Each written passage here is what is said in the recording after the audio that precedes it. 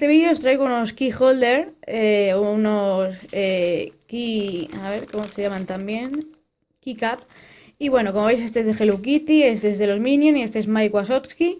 Este ya lo tengo en el llavero, es mío, estos no son para mí. Y bueno, voy a enseñaros uno para que veáis cómo es. Es válido para casi todas las llaves. A ver, ¿por dónde se abre? Aquí.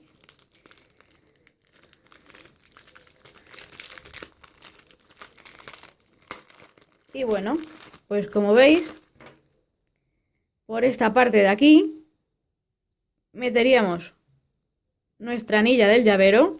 Vamos a quitar esto. Y aquí dentro la llave.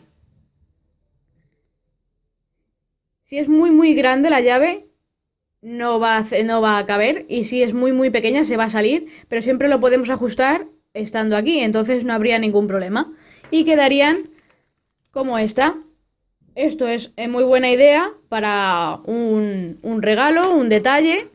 Y ameniza vuestras llaves. Y bueno, quería enseñaros estos muñecos, estos abalorios para nuestros llaveros.